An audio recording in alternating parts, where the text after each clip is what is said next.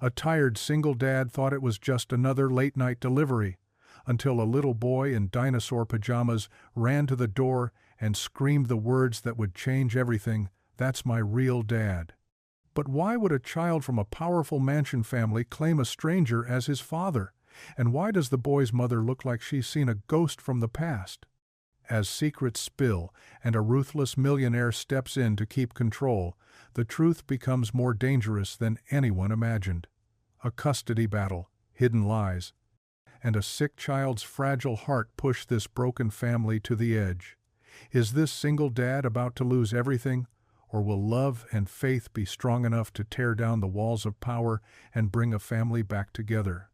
Before we get into the story, comment below where in the world you are watching from today. Gabe Brooks stretched his aching back against the driver's seat and checked his phone. 3 more deliveries left. The pizza bags in the thermal carrier filled his beat-up Honda with the smell of pepperoni and garlic, making his empty stomach growl. He'd grabbed half a leftover slice during his 5-minute break 4 hours ago. "Hey, baby girl," he called through the screen door, spotting Mia hunched over her calculus textbook at the kitchen table. "Got one more run after this batch." Mia looked up, her braids falling over her shoulder. "Dad, you said that 2 hours ago. Rich folks tip better late at night," he winked. "Guilt, money. Or they're just hungry and lazy." She tapped her pencil against her notebook. "There's leftover mac and cheese in the fridge. You're an angel." He grabbed the next order slip. "The Whitmore Estate, Oakwood Heights." His eyebrows rose at the address. That was old money territory, the kind of place with gates and guards and grass that looked painted on. The drive took him through his neighborhood of chain-link fences and cramped yards, past the strip malls and check-cashing joints, then up into the hills where the houses got bigger and the streetlights got fancier. The GPS led him to a massive iron gate with a camera perched on top like a metal vulture. He rolled down his window and pressed the intercom button. "State your business," the voice crackled through the speaker, sharp and suspicious. "Pizza delivery for Whitmore." A long pause. "Wait." The camera swiveled, examining his car from different angles. Gabe drummed his fingers on the steering wheel. The pizza was getting cold, and cold pizza meant no tip. The gate finally creaked open. He drove up a winding driveway lined with perfect hedges that probably cost more to maintain than his monthly rent. The house, no, mansion sprawled across the hilltop like something from a magazine. White columns, marble steps, windows that reflected the moon. A man in a dark suit stood at the front door, arms crossed. "Security, not butler," Gabe noted. The earpiece gave it away. "Out of the vehicle, please. It's just pizza, man. Protocol." Gabe climbed out slowly, keeping his hands visible. He'd learned that dance a long time ago, way before the army taught him a different version. The security guard circled his car, peering through windows. "You former military?" The guard's eyes lingered on Gabe's VA hospital keychain. "Army. 8 years. Where'd you serve?" "Iraq. 2 tours." Gabe kept his voice level. "The pizza's getting cold." The guard nodded toward the house. "Ring the bell. Don't step inside." Gabe grabbed the thermal bag and climbed the marble steps. The front door had a brass knocker shaped like a lion's head, but there was a modern doorbell too. He pressed it. Footsteps echoed from inside. The door swung open to reveal an older man in an actual butler's uniform, complete with white gloves. The service entrance is around. A blur of movement cut him off. A small boy, maybe 7 or 8, darted between the butler's legs and skidded to a stop on the marble threshold. Dark hair stuck up at wild angles. Dinosaur pajamas. Eyes wide as dinner plates. The kid stared at Gabe like he was seeing a ghost, or maybe an angel. His mouth opened and closed like a fish gasping for air. Then he screamed, "That's my real dad!" The words hit Gabe like a physical blow. The thermal bag slipped in his grip. "Nico!" A woman's voice, sharp with panic. Rosa Alvarez appeared in the hallway, her face draining of color when she saw Gabe. She wore a gray uniform with the Whitmore crest on the pocket. Their eyes met across the years, 8 years, maybe 9, and Gabe's world tilted sideways. Rosa. From that summer at Fort Hood. 3 weeks that felt like 3 months. Then she'd vanished. No explanation, no forwarding address. Just gone. What is the meaning of this? Richard Whitmore filled the hallway like a storm cloud.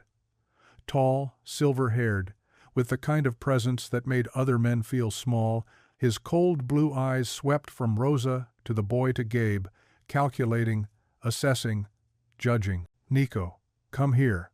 His voice could have frozen water, but the boy pressed forward, small hands reaching toward Gabe. "That's my dad." "Mommy?" "That's—" The butler grabbed Nico's shoulder, pulling him back. The boy struggled, tears streaming down his face. "No, that's my real dad. I know it. I know it. Get him upstairs." Richard's command sliced through the chaos. "Now." Rosa scooped Nico into her arms, but he twisted, still reaching for Gabe. "Daddy, Daddy, don't go." The word hit Gabe in the chest. Daddy. This stranger child calling him Daddy while Rosa, who disappeared without a word, carried him away. "Your pizza." The butler shoved bills at Gabe. "Leave. Now." Richard stepped closer, his voice dropping to a whisper that somehow felt louder than shouting. "If you come back here, if you speak of this, I'll have you arrested for harassment. Are we clear?" Gabe's hand shook as he took the money. Through the narrowing gap of the closing door, he could still hear Nico crying, calling for him. He stumbled down the marble steps. The security guard watched him get into his car, spoke into his earpiece. The gate opened before Gabe reached it, eager to spit him out. His hands trembled on the steering wheel. The boy's face burned behind his eyelids. Those eyes. Something familiar in those eyes. He pulled into his driveway 20 minutes later, though he couldn't remember the drive. Through the kitchen window, Mia sat at the table, highlighter in hand, safe in their small world. What had just happened? The eggs sizzled in the pan while Mia poured orange juice. Saturday morning routine, same as always, except Gabe's hand shook when he flipped the spatula. "You're burning them." He jerked the pan off the heat. Black edges curled around the whites. "Dad?" Mia set down her glass. "What happened last night?" "Nothing. Just tired." She studied him with those sharp eyes, her mother's eyes. "You came home looking like you'd seen a ghost. The burnt eggs went in the trash." He cracked 2 more. Focused on the simple task. Oil in the pan, wait for the bubble. Crack, sizzle. There was this kid. The words tumbled out before he could stop them. "At that mansion on Hilltop, he thought I was his father." Mia's fork clattered against her plate. "What? 7 years old? Maybe 8. Came running at me, screaming that I was his dad. Security had to pull him away." "That's weird. His mother worked there. Someone I knew. Before your mom." The eggs cooked in silence. Mia picked at her toast, processing. "Do you think—" "I don't know what to think." Rosa's hands trembled as she dusted the same shelf for the 3rd time. The porcelain figurines blurred together. "Rosa!" She jumped. Richard stood in the doorway, filling it with his presence. "Mr. Whitmore. That scene last night was unacceptable. I'm sorry. Nico, just keep the boy under control." Each word dropped like ice. "I won't have him confusing delivery drivers with fairy tales. Are we clear?" "Yes, sir. He has a good life here. Food, shelter, the best schools." Richard straightened his cufflinks. "Don't fill his head with foolish fantasies about men who can't provide any of that." He left her standing there, dust rag clutched in white knuckles. St. Catherine's food pantry smelled like cardboard and hope. Rosa sorted canned goods in the back room, finding peace in the simple work. Stack the corn here, green beans there, everything in its place. The door chimed. Footsteps. Then Father Miguel's voice. "Gabe, good to see you. Just put those boxes in the back." Rosa's stomach dropped. Gabe appeared in the doorway, arms full of day-old pizza shop bread. Their eyes met. The box slipped. Loaves scattered across the floor. "I'll get those." Father Miguel bustled past them. "Rosa, why don't you show Gabe where the freezer is?" They stood frozen until Father Miguel's pointed look got them moving. The walk to the freezer felt like miles. "We need to talk." Gabe's voice came out rough. Rosa glanced around. Empty hallway. "Not here." "Then where?" "The garden." 5 minutes. The church garden was overgrown with September roses. Rosa sat on a weathered bench. Gabe remained standing, arms crossed. "Fort Hood, summer of 2015. You remember." 3 weeks, Rosa. 3 weeks and then nothing. You disappeared." Her hands twisted in her lap. "I was scared." "Of what? Of me?" "Of everything." The words burst out. "You were deploying again." "Third tour." "My cousin had just been deported. I was barely legal myself, working under the table, sending money home." She looked up at him. "And then I realized I was pregnant." Gabe sank onto the bench like his strings had been cut. "I couldn't tie you to that. To me, you had enough weight to carry." "That wasn't your choice to make, wasn't it?" Fire flickered in her eyes. "You think I wanted to raise a baby alone? You think I wanted to clean houses for rich people who look through me like I'm furniture?" Her voice cracked. "But what if you didn't come back? What if you came back broken? What if I came back whole and ready to be a father?" Silence stretched between them. "Is he mine?"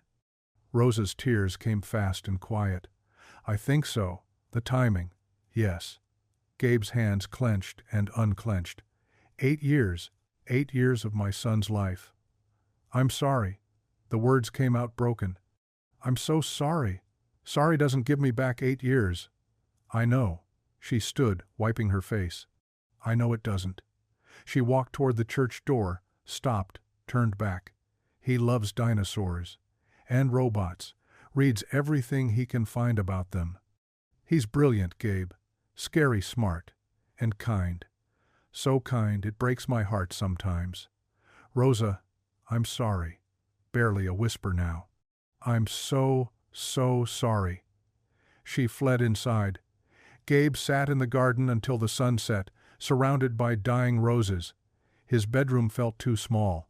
Mia's music drifted through the wall, some pop song about broken hearts. Gabe knelt beside his bed, knees protesting against the hardwood. The words wouldn't come at first. Months since he'd tried this. Months since Jessica's funeral, when prayer felt like shouting into the void. "God," his voice cracked. "I don't know what to do here." The house creaked around him. "If he's mine, if that boy is mine." His hands pressed against his forehead. "Show me what to do. Give me clarity. Please. I can't see the path through this." He stayed on his knees until they went numb, waiting for an answer that didn't come. But somehow, in the silence, he felt less alone. The fellowship hall at St. Catherine's had seen its share of secrets: worn linoleum, reflected fluorescent lights, and mismatched chairs gathered around folding tables like old friends. Rosa arrived first, fingers drumming against her purse. Gabe came through the side door, shoulders tight. Reverend Lila emerged from her office, silver hair catching the light. "Thought you two might need a neutral space." Her voice carried the weight of someone who'd counseled through divorces, deaths, and everything between. "Coffee's fresh. Help yourselves." They sat at a corner table, 3 mugs steaming between them. Reverend Lila's presence settled over them like a prayer shawl. "Tell him what you told me yesterday." "Rever." Lila's hand covered Rosa's. Rosa stared into her coffee. "Nico is your son." The words hung there. Simple. Devastating. "I never married. Not Richard. Not anyone." Her voice steadied as truth poured out. "When I started working at the estate, Nico was 2. Richard's wife had just died. He was lonely, angry at the world. He started paying attention to Nico, buying him things, acting like," she swallowed, "like a grandfather maybe. Or something more. And you let him?" I was terrified. Rosa met his eyes. No insurance, no savings, working for cash under someone else's social security number. One phone call from Richard and I'd lose everything, so when he wanted to play father figure, I let him think what he wanted to think. Gabe's jaw worked. Did you and him? Never. Never, Gabe. Rosa leaned forward. But I let him believe he was important to Nico. Let him think he was protecting us. It kept us safe. Fed. Housed. That's not safety, that's a cage. A cage with health insurance when Nico got pneumonia. A cage with good schools. A cage where immigration never came knocking. Rev, Lila's voice cut through gently. We do what we must to protect our children. Gabe pushed back from the table, paced to the window. Outside, the church playground stood empty, swings moving in the breeze. All those years. His forehead pressed against the glass, teaching himself to ride a bike. First day of school. Learning to tie his shoes. He still struggles with the shoes. Rosa's voice broke. Uses Velcro mostly. The small detail hit harder than grand revelations. Gabe turned back, eyes wet. We need to be sure. Rev. Lila pulled a card from her pocket. There's a clinic downtown. Discreet, accurate. I can't afford. I can. They turned. Evelyn Whitmore stood in the doorway, pearls catching the light, volunteer apron still tied around her designer dress. Evelyn. Revan. Lila rose. This is a private. I'm sorry. I was setting up for tomorrow's lunch service. Couldn't help but overhear. She stepped forward, chin raised. My brother doesn't know I volunteer here. Doesn't know a lot of things about me. Rosa shrank in her chair. It's all right, dear. Evelyn's voice softened. I've watched you with that boy. Seen how you protect him from Richard's harder edges. She pulled out her checkbook. The test should be done quietly, quickly, before my brother makes this messier than it needs to be. Why would you? Because I've spent 64 years watching Richard bulldoze through people's lives. She wrote the check with decisive strokes. Because that little boy deserves to know his real father. Because sometimes the right thing and the family thing aren't the same. She handed the check to Rev. Lila. Use my maiden name at the clinic. Richard won't trace it. Gabe found his voice. Thank you. Don't thank me yet. Evelyn gathered her purse. My brother didn't build his empire by playing fair. When he finds out, and he will, you'll need more than test results. You'll need lawyers, community, faith. She paused at the door. That boy wrote a story last week about a dinosaur looking for his daddy. Richard laughed at it. But I saw Rosa's face. She looked between them. A child knows what he knows. After she left, they sat in stunned silence. Wednesday. Rev. Lila folded the check. I'll make the appointment for Wednesday. Both of you need to come. Bring the boy. Rosa nodded. Gabe nodded.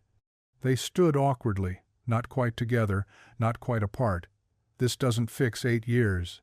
Gabe's voice came out rough. I know. But maybe we start with Wednesday. Mia looked up from her calculus homework when Gabe walked in. One look at his face, and she closed the textbook. Talk to me.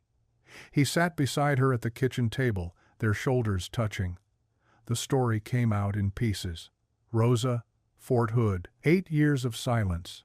A boy who might be his son. Mia listened without interrupting, her hand finding his halfway through. You okay? She asked when he finished. I don't know. That's okay too. They sat quietly. The refrigerator hummed. Outside, Mrs. Chen's dog barked at shadows. Maybe I'll get a little brother. Mia's words came soft, careful. Gabe turned to look at her. 16 years old, carrying too much weight already. His daughter, his anchor. Maybe you will. She leaned into him then, this girl who'd lost her mother 2 years ago, who'd held his hand through grief and overtime shifts and lonely holidays. We've got room. She whispered into his shoulder. If he's yours, we've got room. They held each other in their small kitchen, in their small house, making space for possibility. The dinosaur nightlight cast shadows across Nico's bedroom walls. Rosa smoothed his rocket ship comforter, humming the lullaby her own mother once sang in Spanish. Richard stood in the doorway, an unusual occurrence that made Rosa's shoulders tense. "Story first?" Nico pleaded, holding up a worn picture book. "Not tonight, mijo. Mr. Richard has an early meeting." Richard stepped forward, awkward in this domestic space. He patted Nico's head like petting an unfamiliar dog. "Sleep well." Nico caught Richard's sleeve as he turned. Those large brown eyes, so like Gabe's, Rosa realized with a jolt, gazed up with drowsy trust. "Mommy says you're my daddy." The words hung in the air. Rosa's hand flew to her throat. Richard went rigid, his expression unreadable in the dim light. "When?" Richard's voice came out strange. "When did Mommy say that?" "Long time ago. When I asked why I don't have a daddy like Jake at school." Nico yawned, already drifting. "She said you take care of us. That makes you like a daddy." Rosa's face burned. The lie told in desperation when Nico was 4, when classmates teased him for having no father at Visitors' Day, now twisted into something else in Richard's presence. "I see." Richard's hand remained on Nico's head, possessive now. "Your mother's right. I do take care of you both." He looked at Rosa over the boy's head. His smile held no warmth. "Sleep now," Rosa whispered, kissing Nico's forehead. "Sweet dreams." They left together, Richard's hand on Rosa's elbow, steering her down the hall. Not toward the kitchen, toward his office. The office smelled of leather and old bourbon. Richard closed the heavy door with a soft click that sounded like a trap springing. "Sit." Rosa perched on the edge of the chair, hands folded. Richard poured himself whiskey, didn't offer her anything. "How long have you been telling him this?" "It's not, I didn't mean." "How long?" 3 years. Maybe 4. Her voice came out small. "He needed something to tell the other children. And you chose me." He swirled the amber liquid. "Not some fictional dead husband. Not an absent father working overseas. Me. You were already there. In our lives. It seemed easier.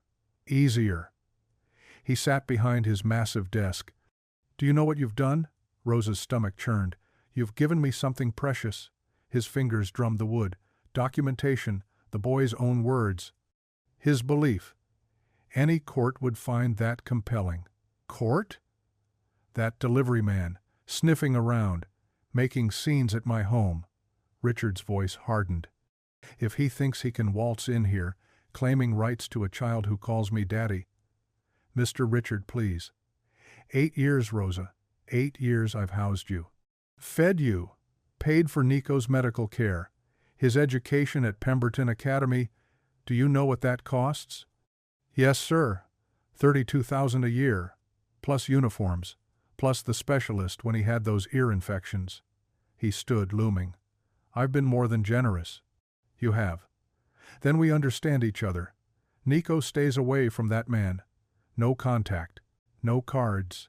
No surprise visits. Nothing that confuses the boy." Rosa nodded, trapped. "Your position here, your visa status, though I know you have papers now, your references for future employment. They all depend on discretion, stability, loyalty." Each word landed like a stone. "I understand." "Good." He returned to his whiskey. "You may go."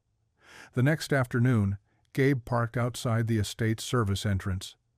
Not to make trouble, just to leave a card, a simple drawing of a T-Rex he'd made during his lunch break, with "Thinking of you" written inside. The security guard approached before he could reach the call box. "Help you?" "Just dropping something off. For the Alvarez boy. No deliveries scheduled." The guard, Jackson, according to his badge, squared his shoulders. "You the pizza guy from last week?" "Off duty.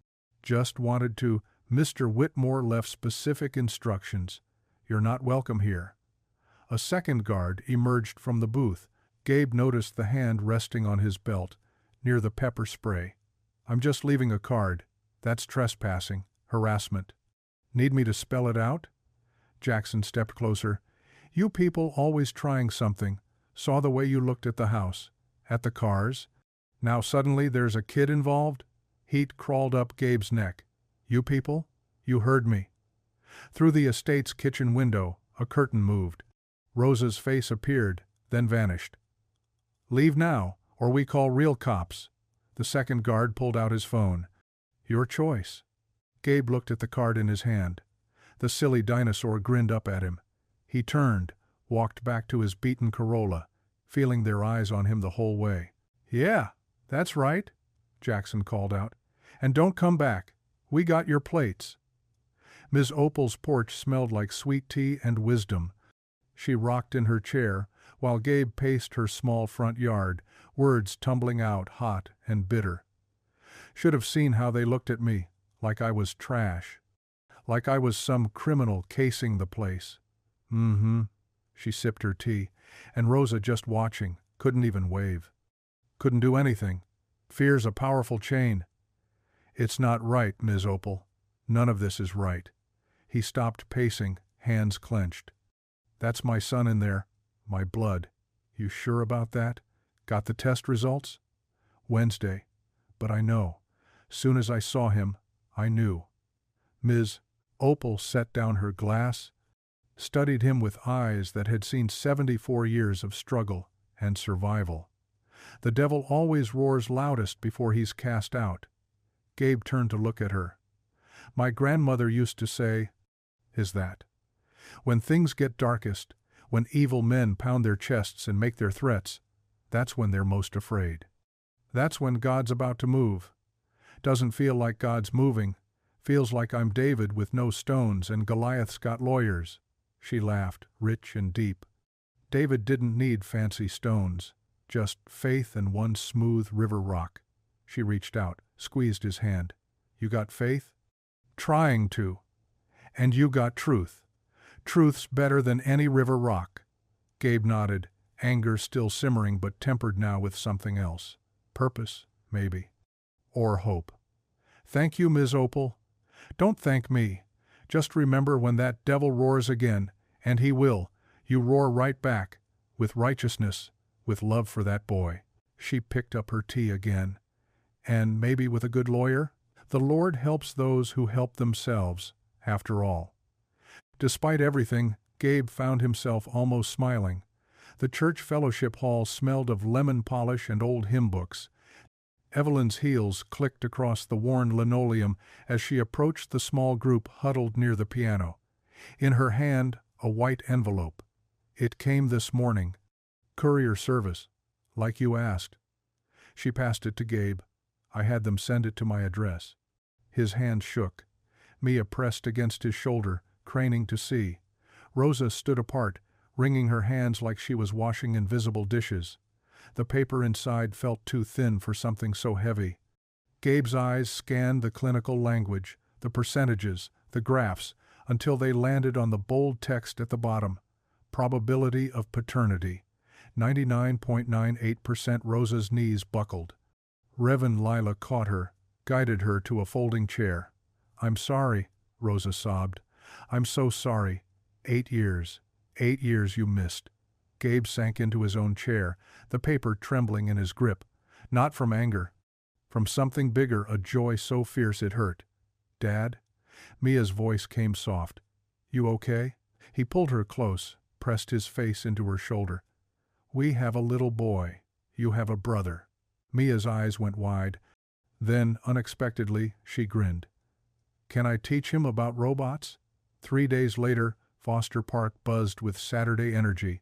Soccer games on the far fields. Birthday parties under the pavilion. And near the playground, a small miracle unfolding on a checkered blanket. Rosa had told Richard she was taking Nico to his swimming lesson. Instead, she'd driven 20 minutes out of their usual neighborhood, hands white-knuckled on the steering wheel. "Why are we here, Mama?" Nico bounced in his booster seat. "To meet some friends." She saw them first, Gabe and Mia, by the old oak tree, arms full of cardboard boxes. Nico spotted them second. "The pizza man." He bolted from the car before Rosa could grab him, racing across the grass with 7-year-old abandon. Gabe dropped to one knee, arms open, and Nico crashed into him. "Hi, buddy. You came back. I knew you'd come back."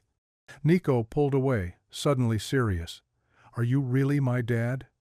The whole park seemed to hold its breath. "Yeah," Gabe whispered. I really am. Nico considered this for exactly 2 seconds. Cool. Can we build something? And just like that, the world kept spinning. Mia turned out to be a cardboard engineer. Within an hour, she'd directed the construction of a sprawling dinosaur fort, complete with turrets and a drawbridge made from a pizza box Gabe had brought. See, you fold here, she explained to Nico, who watched with rapt attention. Then the T-Rex can't get in. But I want the T-Rex to get in. He's the good guy. Oh, okay, then we need a T-Rex door. They cut a jagged archway while Gabe and Rosa sat on the blanket, watching, not touching. Not yet. But sharing the same air, the same moment. He's brilliant, Gabe said. Like his father, his mother too. Rosa shook her head. I'm not brave. A brave woman would have told you. Would have fought. You protected him the only way you knew how. With lies. With love. Nico came running over, cardboard sword in hand. Dad, look what Mia made me. The word landed soft as grace. Dad, like he'd been saying it all his life. That's amazing, buddy. Can you be the dragon, please? So Gabe became a dragon, roaring and stomping while Nico defended the fort. Mia joined as a robot dragon assistant, making beeping sounds that sent Nico into giggles. Rosa watched, memorizing every second. They ate sandwiches and apple slices. Nico showed Gabe his collection of dinosaur facts, rattling off species names with perfect pronunciation. Mia taught him a coding game on her phone.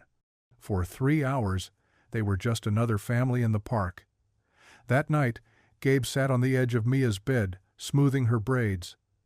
You were amazing today. He's pretty cool. Weird, but cool. You know things might get complicated.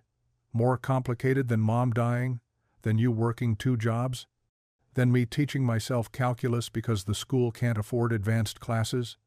Her directness caught him off guard, the way it always did. Yeah, okay. Point taken. Dad? She grabbed his hand. Maybe God's giving us a second chance. Like Rev, Lila always says, beauty from ashes. He kissed her forehead, throat tight. When did you get so wise? Tuesday. There was a sale. Across town, Rosa stood at Nico's window, watching him sleep. The cardboard dinosaur Mia had helped him make stood guard on his nightstand, crooked but proud. My dad made that with me, he'd told Richard at dinner. Richard's fork had frozen halfway to his mouth. Your what? My dad. The pizza man. He's my real dad. The silence that followed could have choked a horse. Richard set down his fork, dabbed his mouth with his napkin, and stood. Rosa. My office. Now. But that was hours ago. Now the house lay quiet, Richard's rage temporarily banked. Tomorrow would bring lawyers, threats, consequences. But tonight, Nico slept with a smile, one hand stretched toward the cardboard guardian. Rosa touched the cool glass. Somewhere, Gabe was probably looking at the same stars. They'd found each other again, found their son. Whatever came next, they'd face it. Together. The morning sun hadn't yet burned off the dew when Rosa's phone buzzed. Richard's text was 3 words. My office, now. She found him behind his mahogany desk, fingers steepled, a stack of papers squared perfectly before him. The same desk where he'd signed million-dollar deals, where he'd destroyed smaller companies, where he now planned to destroy her. Sit. She remained standing. I know about the DNA test. His voice carried winter. My lawyers have friends at every lab in the state. Did you think you could hide this from me? The blood drained from her face. Nothing to say? No more lies about swimming lessons? He pushed the papers across the desk. Petition for guardianship. Petition for adoption. Filed this morning. Rosa's legs gave out. She sank into the chair. You're listed as an unfit mother. Deceptive, manipulative, exposing Nico to dangerous influences. Dangerous? Gabe is Gabriel Brooks. Richard opened a folder. 2 arrests. Public disturbance, 2018. Resisting arrest, 2019. Both dropped, but the records remain. Unstable veteran. History of violence. Those weren't real arrests. He was helping another veteran during a PTSD episode. The police did their job. The courts will see a pattern. Richard leaned back. I've provided Nico with everything. Private school enrollment for next year. The best medical care for his heart. A future. What can your pizza delivery man offer? Love. His real father's love. Love doesn't pay for cardiac specialists. Rosa stood, shaking but defiant. You can't just take him. I can. I will. Unless. He let the word hang. You cut all contact with Brooks. Permanently. Sign over your parental rights to me. I'll ensure you're comfortable. A nice apartment. A college fund for Nico. All legal and proper. He's not for sale. Richard's face darkened. Then you'll lose him anyway. And your job, your housing, your work permit renewal recommendation, yes, I know it's coming up. Even though you're a citizen now, these things can get complicated. You're threatening me? I'm explaining reality. Stand down, Rosa. Or lose everything. Gabe was fixing the broken step on his front porch when the sedan pulled up. Navy suit, briefcase, the walk of a man who billed by the hour. Gabriel Brooks? Yeah. You've been served. The envelope was thick, expensive paper. Official. Gabe's hand stilled as the car drove away. Mia came out, backpack slung over one shoulder. Dad? What's wrong? He opened it slowly, scanning the legal language. Petition for guardianship. Petition for adoption. Unfit mother. Dangerous influences. His military record twisted into something shameful. Dad, you're scaring me. He handed her the papers. Watched her face change as she read. This is garbage. You were helping Marcus that night. The cops admitted they were wrong. Doesn't matter what really happened. Only what it looks like on paper. So fight it. Get a lawyer. With what money? She grabbed his shoulders, fierce as her mother had been. With the truth. With the church.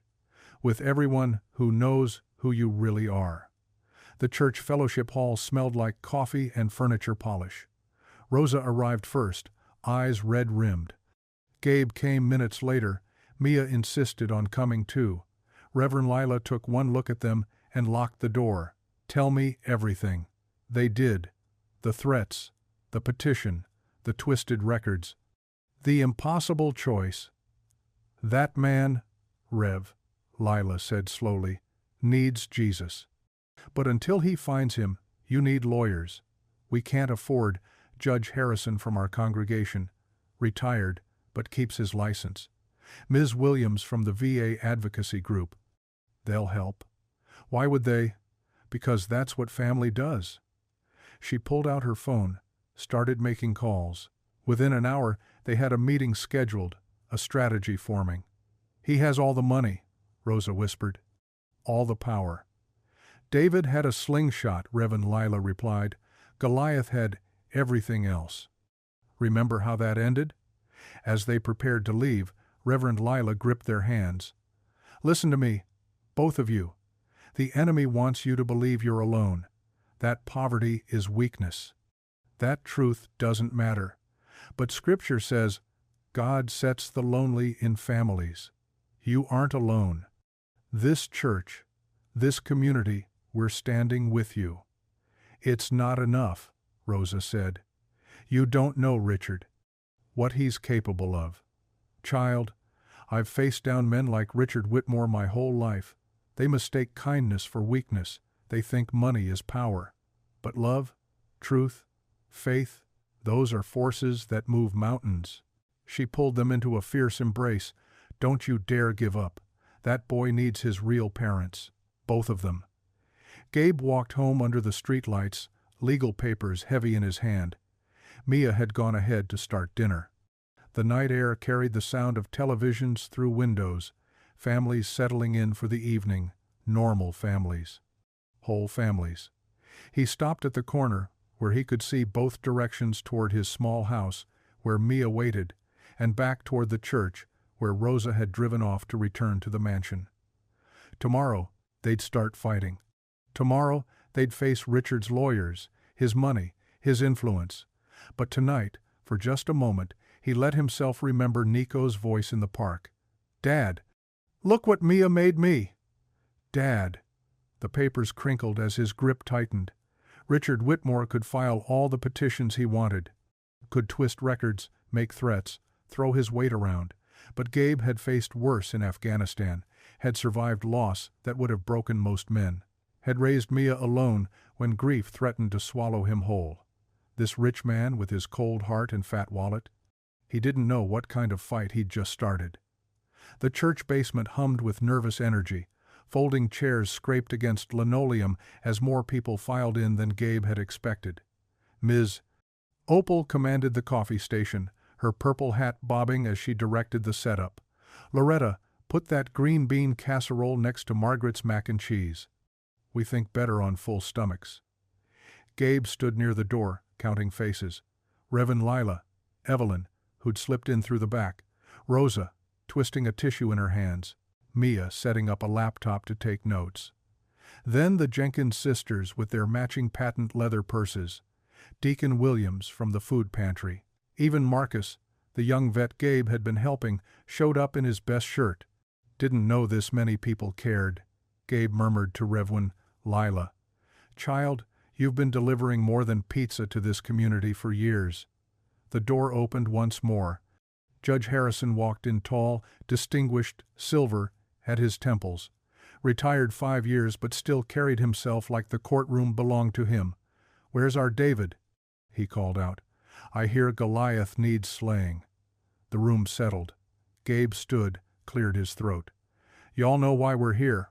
Richard Whitmore filed papers. "Wants to take my son." His voice caught. "Wants to take Nico from his mother, from me. I can't afford lawyers, can't match his money. But Reverend Lila says—" "Rev. Lila says we don't fight alone," the pastor interrupted. "Judge Harrison has offered his services." The judge nodded. "Pro bono. Been waiting for a case like this." "Sir, I can't ask you to. You're not asking. I'm offering. 30 years on the bench, I've seen men like Whitmore crush families with their checkbooks. Not this time." Margaret Davies raised her hand. "I do bookkeeping for 3 law firms. I can get copies of any public records we need." "My nephew works IT for the city," Deacon Williams added. "Legal channels only, but he can dig up property records, court histories." One by one, they offered skills, connections, time. Evelyn stayed quiet in the corner, but when eyes turned to her, she straightened. "I know my brother's tactics, his lawyers, his pressure points. I'll help however I can." "You'd go against your own blood?" Ms. Opal asked gently. "Family isn't just blood. It's choosing what's right." Rosa finally spoke, voice barely above a whisper. "He has immigration lawyers. Says they'll make trouble for me." Judge Harrison's eyes flashed. "You're a citizen?" "Yes, but then that's an empty threat." "We'll document it, though. Judges don't like intimidation tactics." The meeting ran 2 hours. They mapped out strategies, assigned tasks, scheduled follow-ups. The church women packed up leftovers for Gabe and Rosa to take home. As people filed out, Marcus stopped by Gabe's chair. "You helped me when I was losing it, man." Time I returned the favor. The park playground squealed with children's laughter. Nico pumped his legs on the swing, Rosa pushing him gently. "Higher, Mama! This is high enough, mijo." He dragged his feet, stopping abruptly. "When can I see Gabe again?" "Soon. You said that yesterday." "I know. And the day before." She knelt in the wood chips, taking his small hands. "Sometimes grown-ups have to fix complicated things first." "Is it 'cause Mr. Richard is mad?" Children heard everything, no matter how carefully adults whispered. "Mr. Richard is confused, but we're going to help him understand." "Understand what?" "That families come in all shapes. That love matters more than big houses." Nico considered this. "Mia said she'd teach me coding. Can she still?" "Of course." "Good. I want to make a dinosaur game. With Gabe as the main character, he can ride a T-Rex and save people." Rosa's eyes burned. "That sounds perfect." Mama, are you crying? Happy tears, baby. Happy tears. The Brooks kitchen table bore the remains of spaghetti dinner. Mia pushed meatballs around her plate while Gabe washed dishes, shoulders tight. I want to help, she said suddenly. You are helping. Taking notes. Being there. No, Dad. Really help. I can tutor Nico. Show the court we're already acting like a family. Gabe turned, hands dripping. Mia. I'm 16. Old enough to speak in court if needed. Old enough to say what I see. This isn't your fight. Yes, it is. She stood, matching his stance. You think I don't remember Mom talking about having more kids? How she wanted a big family? This is our chance, Dad. Not just for you, but for what Mom would have wanted. The air left his lungs. Sarah would have loved Nico, would have fought for him with everything she had. It could get ugly, he warned. Whitmore's lawyers will dig into everything. My record, our finances. Let them dig. They'll find a man who works 2 jobs to keep a roof over his daughter's head. Who helps other vets for free. Who shows up every time someone needs him. Her voice fierce now, protective. They'll find my dad. And that's enough. He pulled her into a hug, this brilliant, brave girl who carried her mother's spirit. We're not just fighting for him, he said into her hair. We're fighting for what's right. I know, Dad. That's why we won't lose. Outside, street lights flickered on. Somewhere across town, Nico was probably in his mansion bedroom, surrounded by expensive toys but missing the family he'd glimpsed at the park. Rosa was likely cleaning up after Richard's dinner, biting her tongue against promises she couldn't yet make. But here in this small kitchen, hope took root. Fed by casseroles and community, legal expertise, and sheer determination, Goliath had declared war. David was gathering stones. 2 days later, downtown courthouse marble echoed their footsteps. Gabe straightened his only suit, the one from Sarah's funeral, while Rosa clutched a folder of documents. Mia walked between them, chin high despite the flutter in her stomach. Remember, Judge Harrison murmured as they climbed the steps, they'll try to rattle you. Stay calm. Speak truth. Rev. Lila nodded. We're all praying, the whole congregation. The courtroom smelled of old wood and fresh intimidation. Richard Whitmore sat at the plaintiff's table, flanked by 3 lawyers in suits worth more than Gabe's monthly rent.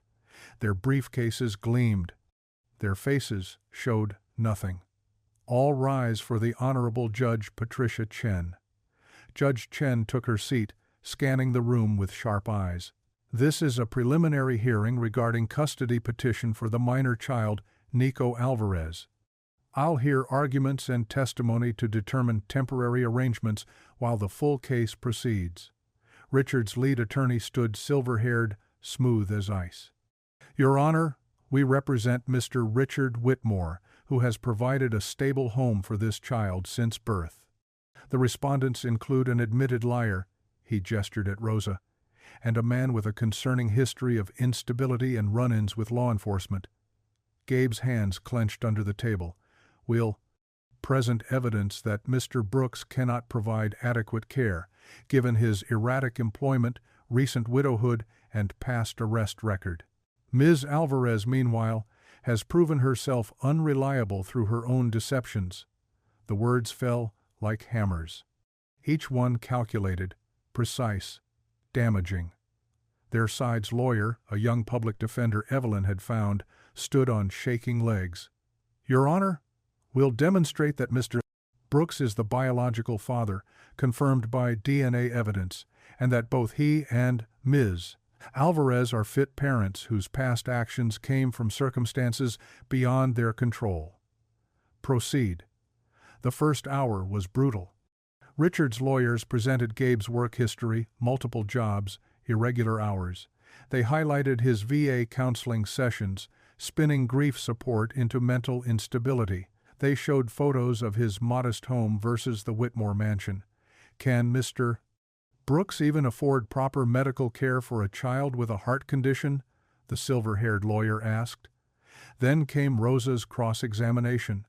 Ms. Alvarez, Did you or did you not tell your son that Mr. Whitmore was his father? Rosa's voice trembled. I did. So you lied to your own child? Yes. For years? Yes. Whispers rippled through the gallery. Judge Chen frowned, making notes. At recess, Rosa nearly collapsed in the hallway. Rev. Lila caught her, held her steady. I ruined everything. No. Now you tell them why. When court resumed, Rosa took the stand again. This time, their young lawyer guided her through the truth. Why did you tell that lie, Miss Alvarez? Rosa lifted her head, found her voice. I was afraid. Mr. Whitmore held my job, my housing. I'd seen what happened to other domestic workers who caused problems. They disappeared, lost everything. Her accent thickened with emotion. I lied to protect my son, to keep him safe and fed. I'm not proud of it, but I won't apologize for choosing his survival. And now? Now I choose his happiness, his truth, his real father. The gallery shifted some judgment, softening to understanding. Gabe's turn came next. He walked to the stand, back straight as his army days taught him. Mr. Brooks, tell us about your military service. 11 years, Your Honor. 2 tours in Afghanistan. Honorable discharge. And your current employment? I work delivery. Pizza, mostly. Sometimes packages. About 60 hours a week. 60 hours? Richard's lawyer pounced. When would you have time for a child? I make time for my daughter. Always have. I'd make time for my son. Your alleged son. DNA says otherwise. The lawyer's smile turned sharp. Let's discuss your arrest record. Gabe's jaw tightened. 1 arrest. No conviction. Tell the court about it. The memory burned fresh as yesterday. I was walking home from work. Midnight shift. Officer stopped me. Said I matched a description. When I reached for my ID, he said I was being aggressive. I spent 8 hours in holding before they realized their suspect was already in custody. So you have a history with law enforcement. I have a history of being black in America. Silence cracked through the courtroom. Judge Chen looked up from her notes. The lawyer recovered quickly. Your Honor, this attitude is honest, Gabe continued. I've served my country, raised my daughter alone after my wife died, never missed a rent payment or a parent-teacher conference. If that's not stable enough, I don't know what is. When testimony ended, Judge Chen deliberated for 20 minutes that felt like 20 years. I'm granting temporary supervised visitation for Mr. Brooks, twice weekly, pending final determination. Ms. Alvarez retains residential custody with specified support requirements from Mr. Whitmore's household until this matter resolves. Outside, autumn air hit like freedom. Nico broke from Rosa's hand, racing toward Gabe with arms wide. Gabe, the judge lady says we can play. Gabe caught him, lifted him high. For one perfect moment, the weight of the world meant nothing against the weight of this boy in his arms. Yeah, buddy, we can play. Nico's fingers found Gabe's face, patting his cheeks with 7-year-old certainty. Good. I have so much to show you. Behind them, Richard watched from the courthouse steps, his lawyers huddled close, already planning their next attack. But right now, in this moment, a father held his son while strangers became family. Saturday morning arrived wrapped in golden October light. Gabe checked his watch 3 times before pulling into the kids' zone parking lot. Mia beside him with a backpack full of Legos. Dad, you're gonna wear out the steering wheel. His hands loosened their grip. Just want everything perfect. It already is. You're here. The social worker, Ms. Patterson, waited by the entrance clipboard ready, smile professionally neutral. Rosa's car pulled up moments later. Nico exploded from the back seat before Rosa could unbuckle him completely. Gabe, Mia, look what I brought. He waved a sparkly green notebook overhead. For writing our adventures. Inside, the play center hummed with controlled chaos ball pits, climbing structures, the electronic beeps of arcade games. Nico grabbed Gabe's hand, then Mia's, pulling them toward a quiet corner with building tables. "Show me the robots," he demanded, bouncing on his toes. Mia emptied her backpack. Lego bricks scattered across the table in a rainbow cascade. "Okay, first rule of robot building. No rules." Nico grabbed random pieces, jamming them together. "That's actually perfect." Mia grinned, abandoning her usual systematic approach. "Chaos robots are the best robots." They built for an hour, Nico's creation growing wild with mismatched limbs and crooked antennae. Gabe added wheels where wings should go. Mia crowned it with a tiny pirate hat she found in the bottom of her bag. "What's its name?" Gabe asked. Nico studied his masterpiece. "Captain Tomorrow Rex." "Obviously," Mia nodded solemnly. Rosa sat at a nearby table, pretending to read a magazine while stealing glances. The social worker scribbled notes: appropriate interaction, child appears comfortable, positive sibling dynamic developing. "Can we write in my notebook now?" Nico pulled out the green journal, Dad Days, written across the front in careful 7-year-old letters. He opened to the first page, tongue poking out in concentration. October, Saturday, built, robot, with, Dad, and, Mia. Each word took effort, but Gabe waited, patient as morning. "Want me to write something too?" Gabe asked. Nico pushed the notebook over. Beneath his entry, Gabe wrote, "Best robot builder I know. Lucky to be your dad." "Read it to me." Gabe did. Nico's whole face became sunshine. After lunch pizza, because some traditions run deep, they moved to the park across the street. Gabe pulled out a worn frisbee from his truck. "Know how to throw this? Like a ninja star?" Nico wound up dramatically. "More like, here." Gabe knelt, adjusting Nico's grip. Gentle flick of the wrist. "Let it fly, don't force it." The first throw went straight into the ground. The second sailed backward. The third caught wind, floating in a perfect arc to Mia, who caught it one-handed while texting. "I did it, write that down, write that I'm a frisbee champion." They played until Nico's cheeks flushed pink, until his throws grew wild with tiredness. Rosa had moved to a park bench, no longer pretending not to watch. When Nico's spectacular diving catch ended with grass stains and giggles, she stood. "My apartment's close. You could. Everyone could come. For dinner." Ms. Patterson checked her guidelines. Home visits are approved within the supervision period. Gabe's modest house sat 5 minutes away. While Nico dragged Gabe to the backyard, "You be the T-Rex. I'll be the scientist who tames you." Rosa and Mia navigated the kitchen. "Your dad keeps his spices alphabetized," Rosa noted, amused. "Military thing." "You should see his sock drawer." Mia pulled out ingredients. "Mom taught me her cornbread recipe before. Want to make it together?" They worked in comfortable rhythm, Rosa seasoning chicken, Mia mixing batter. Through the window, they watched Gabe stomp around the yard, arms tucked like tiny dinosaur limbs, while Nico shrieked with laughter, "No, Rex, don't eat the scientist." "Your dad's good at this," Rosa said softly. "He had practice. After Mom died, he did all the voices for my bedtime stories, even the princess ones." Mia's voice caught slightly. "Nico's lucky. You all are. To have each other." Dinner filled the small house with warmth: cornbread, Rosa's perfectly spiced chicken, green beans that Nico pushed around his plate. Stories tumbled out between bites. Nico updated his notebook. Dad makes dinosaur sounds. Mia makes best cornbread. Rosa smiles now. When evening painted the sky purple, they drove to Rosa's apartment. Nico had crashed in the car, frisbee clutched to his chest.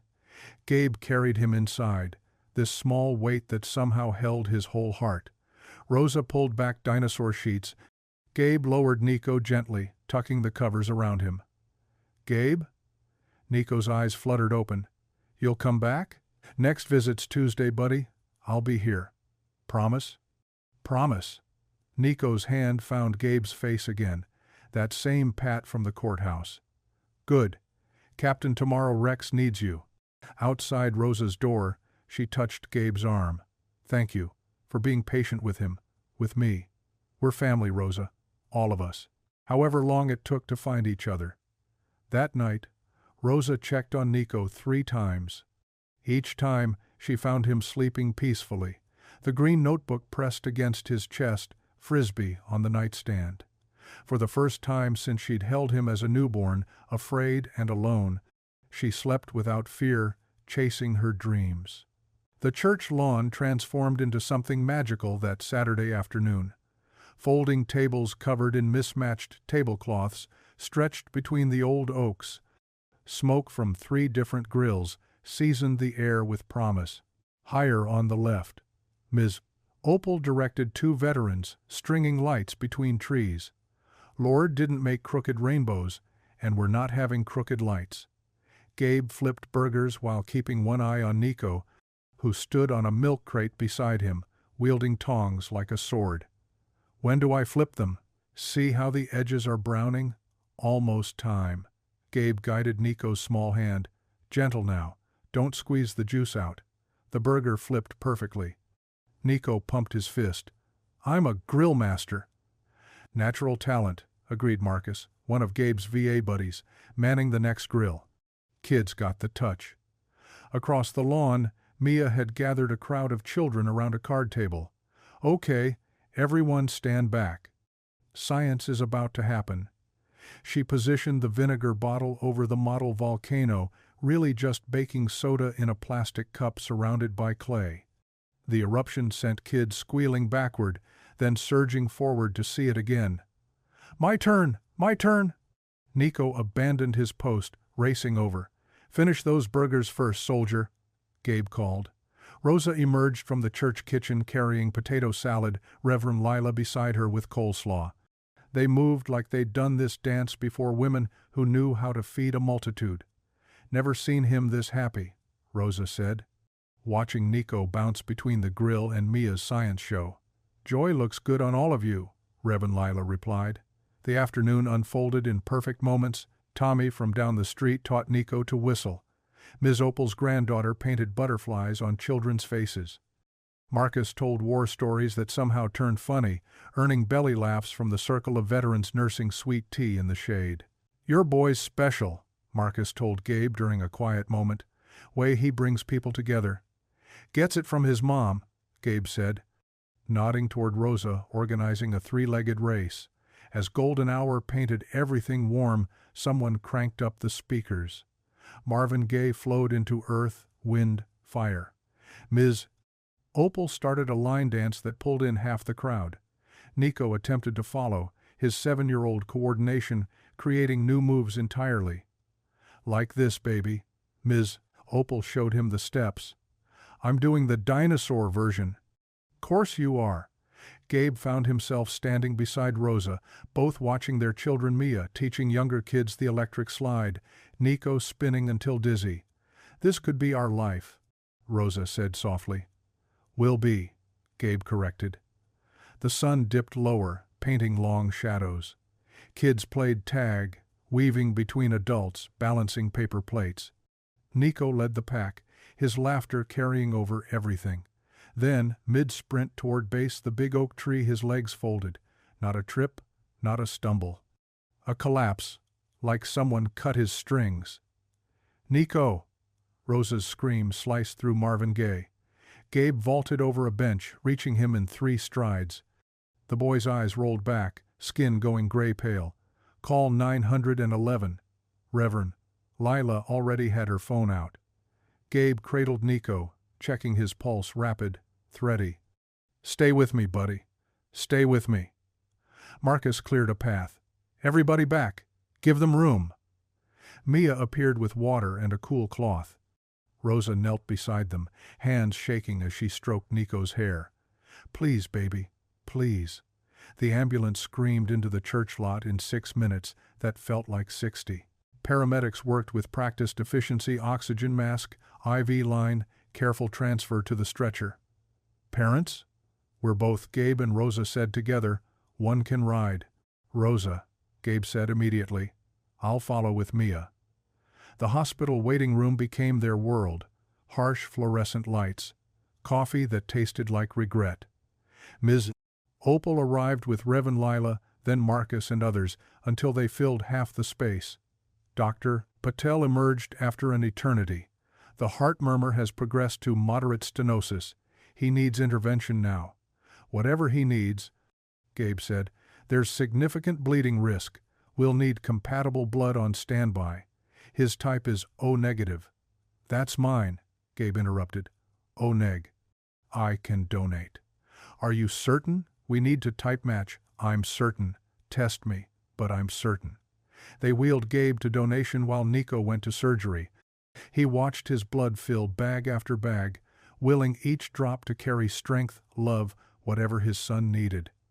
Hours crawled, Rosa paced.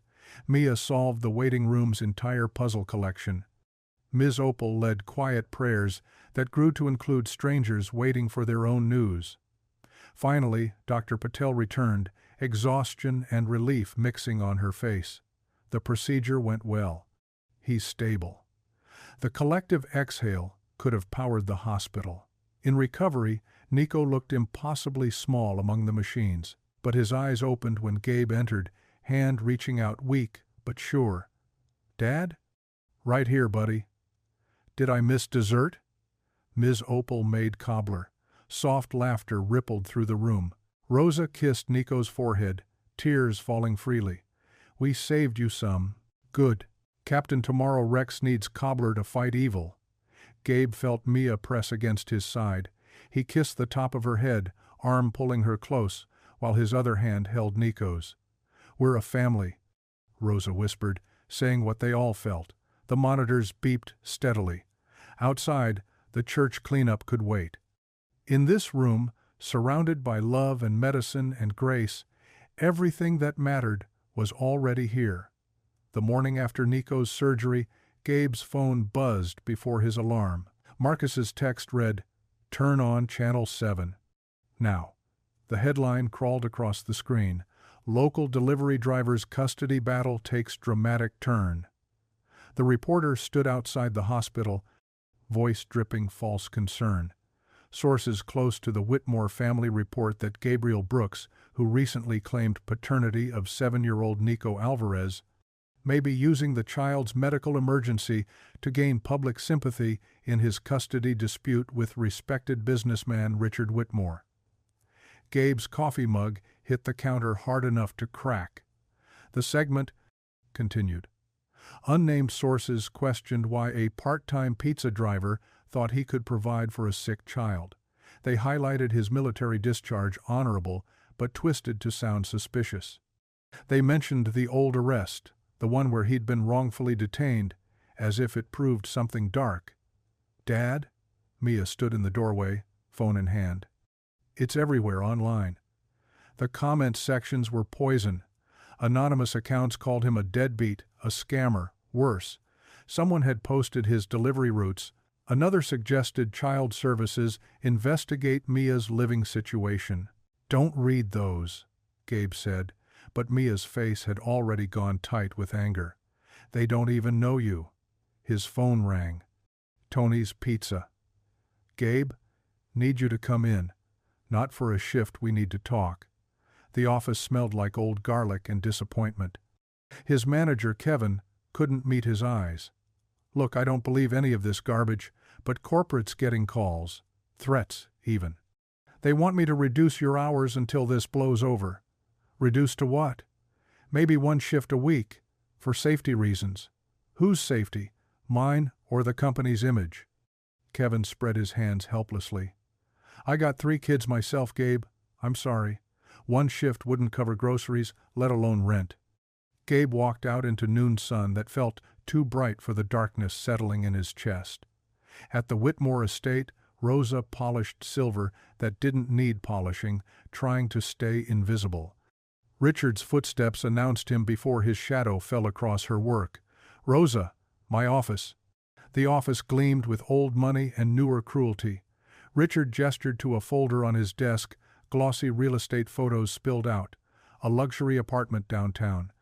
Private school brochures with smiling children. 3 bedrooms, Doorman Building, walking distance to St. Catherine's Academy. He slid the folder toward her. All yours. Nico gets the best doctors, best education, full ride through college. Rosa's hand stayed folded in her lap.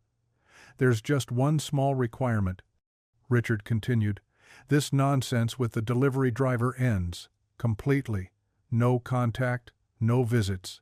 A clean break. No. The word hung between them like a slap. Richard's jaw tightened. Think carefully. Your current apartment my property, if you recall. Your job at my discretion. You're choosing poverty and instability over your son's future? I'm choosing truth over lies. Truth? Richard laughed, bitter as burnt coffee. Truth is, that man can't even keep his own lights on. You think love pays medical bills? You think good intentions buy prescriptions? Rosa stood, dignity wrapped around her like armor. Nico needs his father. He needs stability, security. Everything I can provide, and that man cannot. Then why are you so afraid of him? Richard's face darkened. You'll regret this, Rosa. When you're evicted, unemployed, watching your son suffer because of your pride, remember, I offered mercy. This isn't mercy. It's control. She left his office with measured steps, refusing to run despite her racing heart. That evening, Gabe spread bills across the kitchen table like a losing hand of cards. Electric. Water.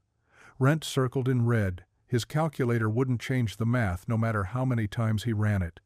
We could sell my bike, Mia offered from across the table, homework abandoned. Not happening. I don't need a phone. Mia, stop. He rubbed his eyes. This isn't your problem to solve. It's our problem. We're family. Which is why I need to handle it. Maybe I can get overnight warehouse work. Or, Dad, you're already exhausted. When would you sleep? He didn't have an answer. The kitchen felt smaller, walls pressing in with each bill he shuffled. We'll manage, Mia said firmly. We always do. But Gabe heard the fear under her confidence. Saw how she glanced at their apartment like memorizing it in case they lost this too. Miles away, Rosa knelt beside her bed in her small apartment. The rosary beads worn smooth by her mother's hands than hers clicked softly through her fingers. Grant us strength, she whispered. Not to make this easy, just to make us strong enough. Through the thin wall she heard Mrs. Chen's television, Mr. Rodriguez's cough, the ordinary sounds of people getting by. Tomorrow, Richard might follow through on his threats. Tonight she had a roof, a job, and the truth.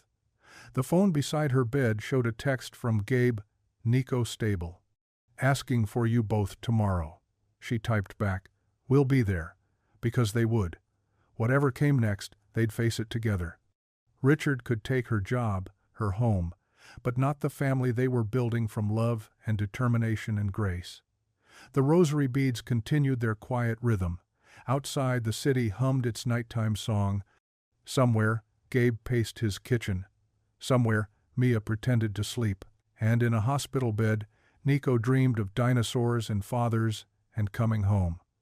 1 week later, the neighborhood 3 blocks from Rosa's apartment erupted in chaos. ICE vans blocked the street corners while agents pounded on doors. Mrs. Chen watched through her window as the Ramirez family citizens for 10 years fumbled for papers with shaking hands. Rosa heard the sirens from her kitchen. Her coffee mug slipped, shattering on linoleum. Even with her citizenship certificate in the drawer, her chest tightened. Old fears never really died. They just waited. Mama? Nico stood in the doorway, dinosaur pajamas hanging loose since the hospital. It's okay, mijo. Just sirens. But her hands trembled as she swept ceramic shards. The knock came 2 hours later, not ICE, but Child Protective Services. 2 women with clipboards and careful smiles. We received a complaint about neglect. We need to inspect the home and speak with your son. Rosa knew. Even before they mentioned concerns about medical care and unstable influences, she knew Richard's hand moved behind this visit. The women photographed everything, the cramped quarters, second-hand furniture, Nico's medications lined up on the counter. Who watches him while you work? Is this his only bedroom? These medicines, are you following doctor's orders precisely? Nico pressed against Rosa's leg while they questioned him. Yes, Mama fed him. No, nobody hurt him. Yes, he took his medicine. The women took notes, faces revealing nothing. We'll be in touch. After they left, Rosa called Gabe with shaking voice. They came to my home. Like I'm some kind of, she couldn't finish. Across town, Gabe sat in the VA hospital corridor, arm around Tommy Chen's shoulders. The young Marine couldn't stop shaking, trapped between Kandahar and Kansas City.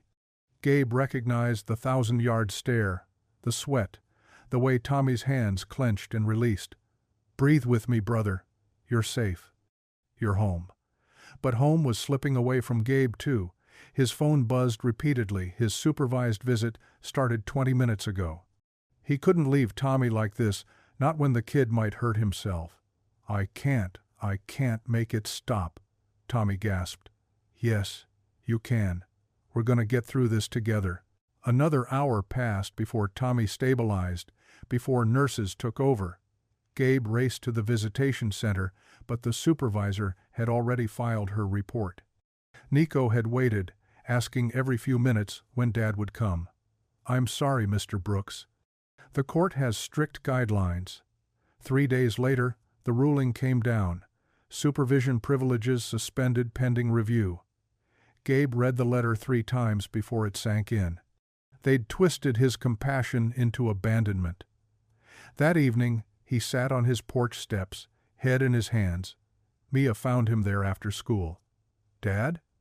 They took my visits. I can't see him. She sat beside him, backpack still on. Because you helped someone? Because I wasn't there when I promised. His voice cracked. Maybe they're right. Maybe I can't give him what he needs. Richard's got money, lawyers, everything. He doesn't have you. Look what having me costs. Rosa might lose her home. You're eating cereal for dinner because I can't afford groceries.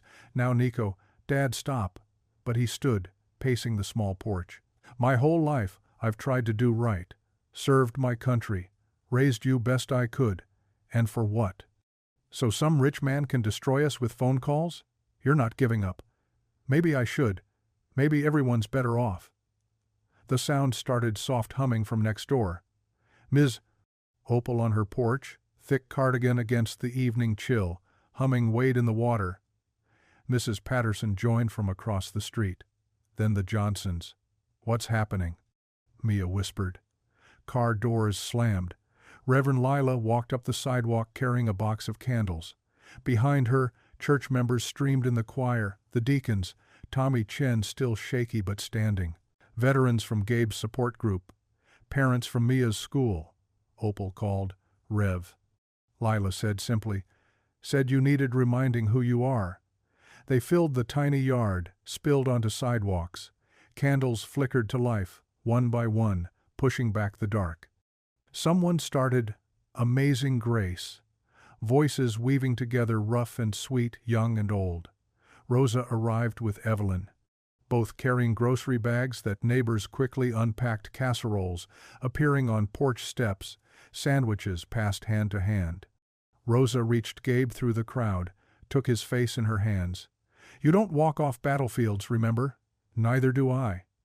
Rosa, I missed the visit. I failed. You saved someone. That's not failure. Ms. Opal's voice rose over the singing. 40 years ago, they told me I couldn't buy this house. Wrong neighborhood for my kind, they said. You know what I did? Bought it anyway, the crowd answered, knowing the story. That's right. Because darkness can't drive out darkness. Only light does that. The singing swelled. Neighbors who'd never spoken joined hands. Mr. Kim from the corner store stood beside Officer Washington, off duty but present. The candles multiplied in windows, on stoops, held by children on father's shoulders. Gabe's tears came then, not from despair but from something else. These people, his people, wouldn't let him fall. Mia pressed against his side. Rosa held his hand. The light pushed against the night, stubborn and beautiful. "We're not done fighting," Rosa whispered. Behind them, in the window, someone had taped Nico's drawing a crayon family under a rainbow. As hymns filled the street and candles refused to die in the wind, Gabe felt something shift. Not hope exactly, but the ground hope could grow from. The vigil lasted past midnight, until the last candle burned low, the last voice grew hoarse. But the light they'd kindled remained. Morning light filtered through the mahogany blinds of Richard Whitmore's study. Evelyn stood at the threshold, heart hammering. Her brother's breakfast meeting downtown gave her 2 hours, maybe less if traffic cooperated. The study smelled of leather and old cigars, unchanged since father's time. She moved past the imposing desk to the filing cabinets. Locked, of course, but Richard never knew she'd kept the spare keys from when she'd helped manage the estate years ago, before their falling out. The first drawer held property deeds, contracts, the expected paperwork of empire. The second, tax documents. But the third, Lord have mercy, internal memos, some dating back decades.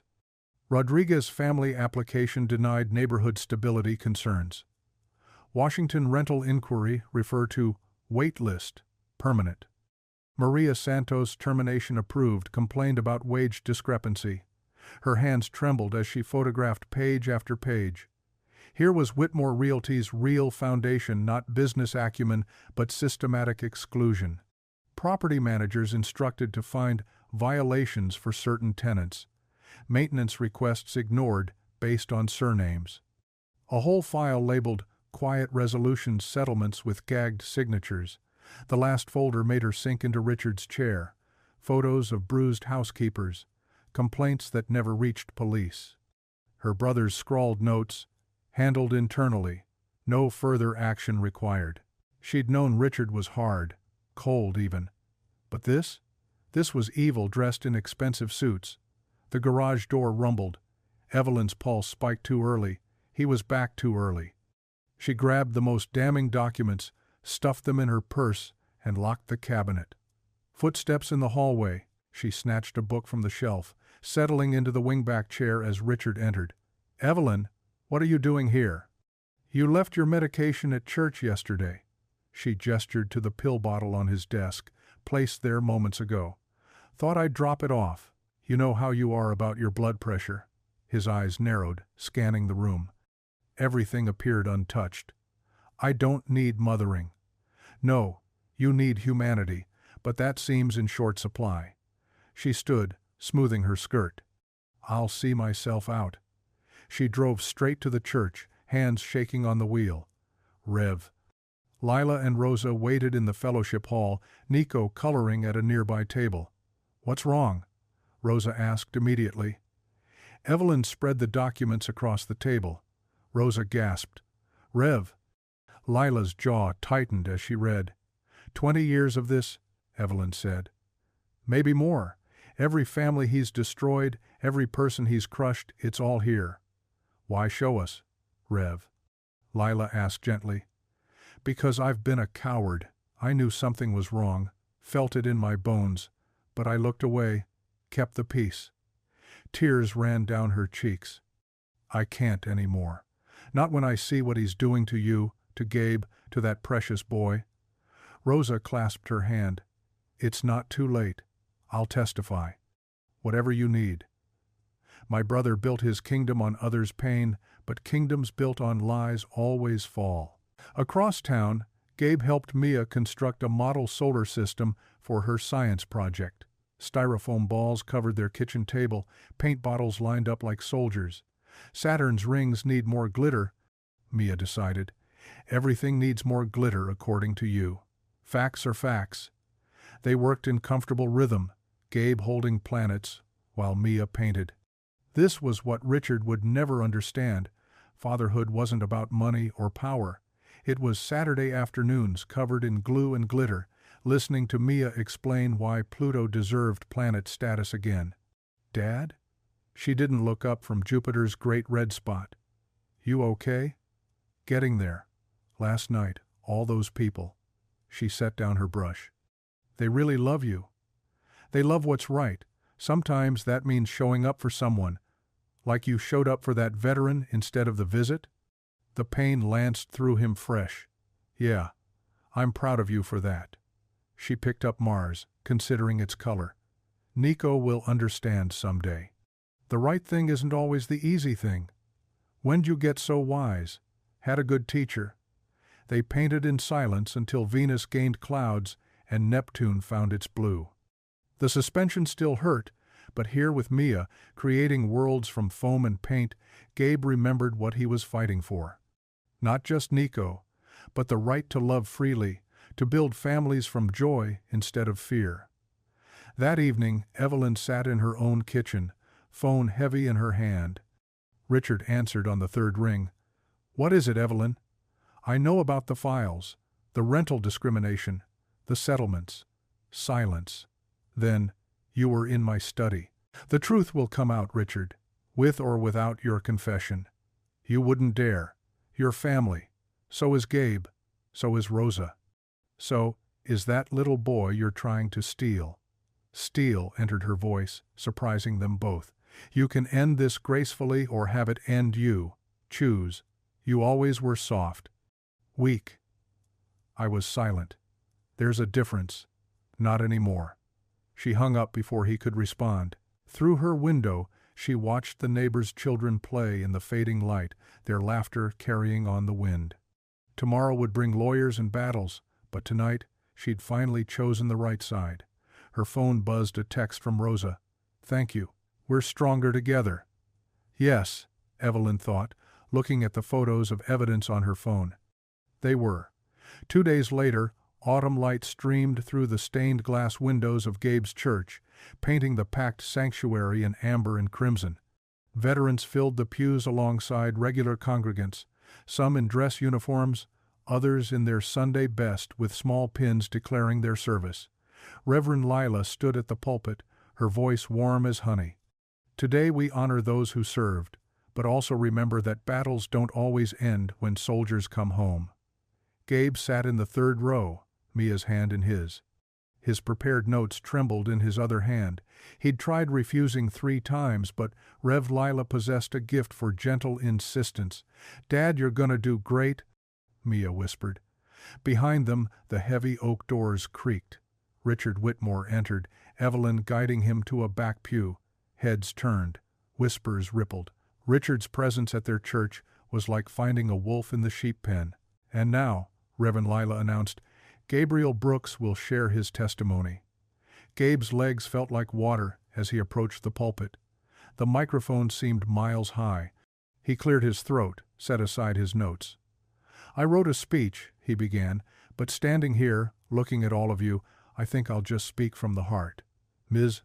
Opal nodded encouragement from her usual spot. "I served 2 tours in Afghanistan, came home with all my pieces, least the ones you can see. But war." He paused, finding Rosa's eyes in the crowd.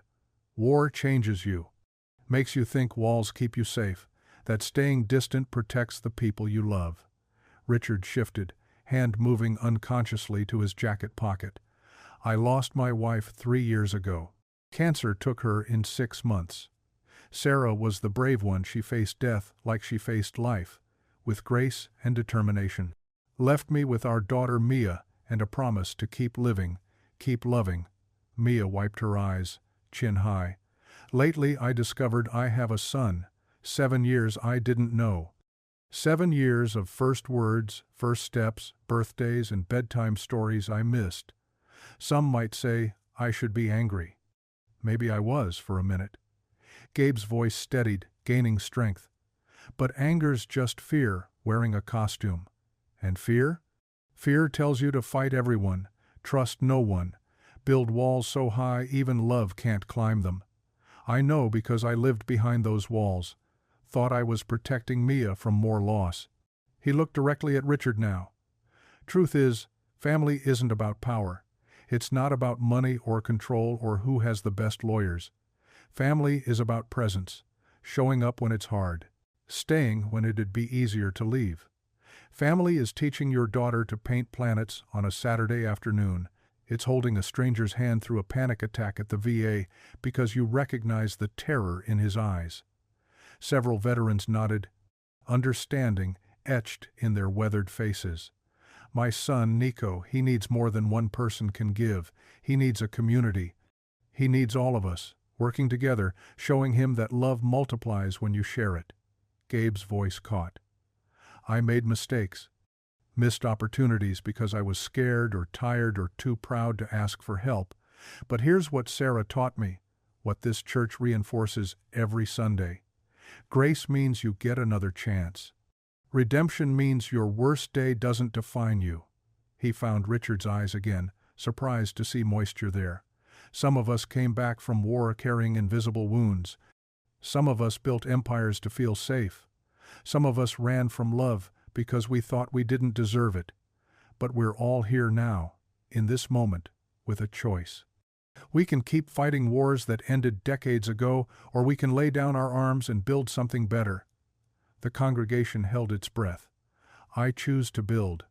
I choose to believe that love is stronger than fear, that faith moves mountains, and that sometimes even enemies can become family. Silence. Then Ms. Opal stood, clapping. Others joined. The standing ovation rolled through the sanctuary like thunder. Even Richard rose, slowly, his hand clutching something in his pocket.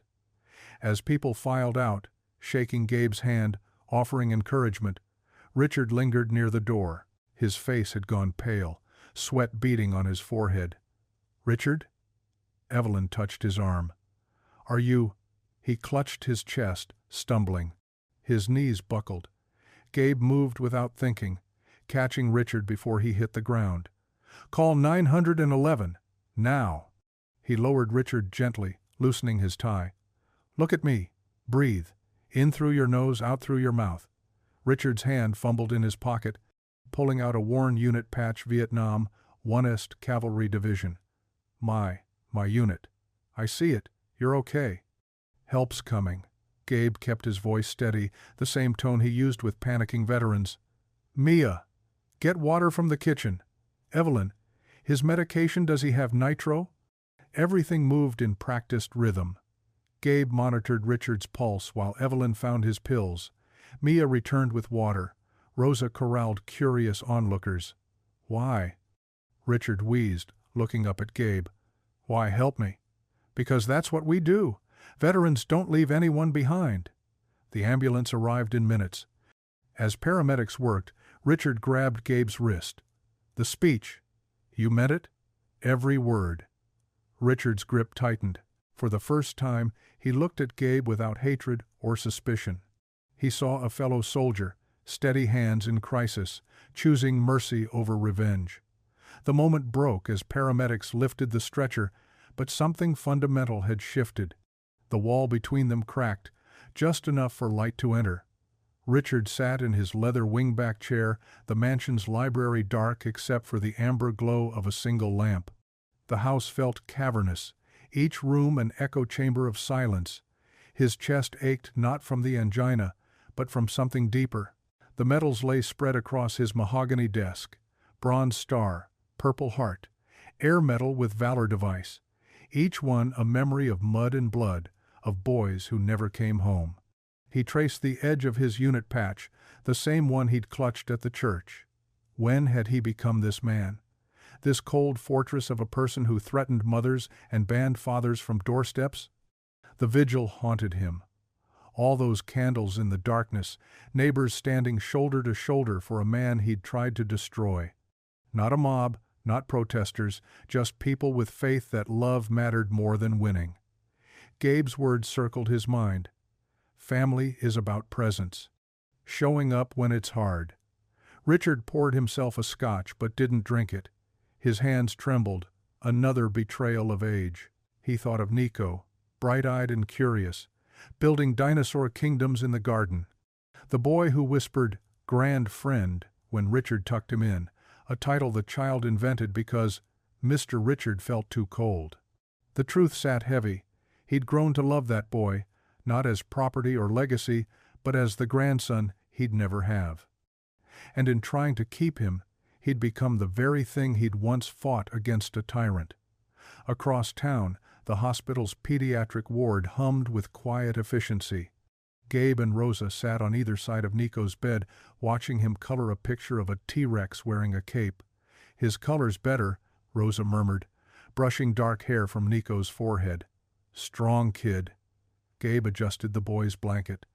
"Gets that from his mom." Rosa's smile carried years of weariness. "From both of us." Nico looked up. Crayon paused mid-stroke. "When can I see grandfriend Richard?" The adults exchanged glances. "He's resting," Rosa said carefully. "Is he sick too? Like me?" "A little," Gabe answered. His heart needed a rest. Nico considered this, then returned to coloring. "Maybe we can be heartsick buddies. Like when Mia and I built the fort, we were fort buddies." The innocence of it pierced them both. "Dad?" Nico used the word easily now, naturally, as breathing. "Can grandfriend come to our next Dad Day? We could all go to the park. You could teach him Frisbee too." Gabe's throat tightened. "Would you like that?" "Yeah, he looks sad sometimes. Playing makes people not sad." Rosa stroked her son's hair, fighting tears. This child, this precious boy who saw loneliness in a billionaire's eyes and prescribed playground medicine. "Soon, mijo. Soon." A nurse entered to check vitals. Nico chatted with her about dinosaurs while the machines beeped reassuringly. His numbers were good. The crisis had passed, though follow-ups would continue for months. "Mr. Brooks?" Dr. Martinez appeared in the doorway. "Could I speak with you?" Gabe followed her to the hall, Rosa watching through the window. "The donation you made during Nico's procedure, it saved his life. I wanted you to know that. Sometimes fathers and sons aren't matches, but you two." She smiled. "Perfect compatibility. Almost like you were meant to find each other." The words settled into Gabe's chest, warm and certain. Back at the mansion, Evelyn entered without knocking. She found Richard exactly where she'd expected, surrounded by the past, drowning in Scotch fumes and regret. Drinking alone in the dark. How very Shakespearean. "Go away, Evelyn." "No." She switched on another lamp, illuminating his haggard face. "We're done with that. 60 years of you dismissing me, controlling everyone, building your empire on other people's backs. It ends now. You don't understand. I understand perfectly. You're terrified. You've been terrified since Vietnam, maybe before. So you built walls of money and power, thinking they'd keep you safe, but all they did was keep you alone." Richard's jaw clenched. "I protected this family. I built something from nothing. You built a prison and called it a castle." Evelyn pulled a chair close, her voice softening. "Richard, listen to me. Really listen. You can keep fighting this war you've invented. You can destroy that good man, traumatize Rosa, confuse Nico, and what will you win?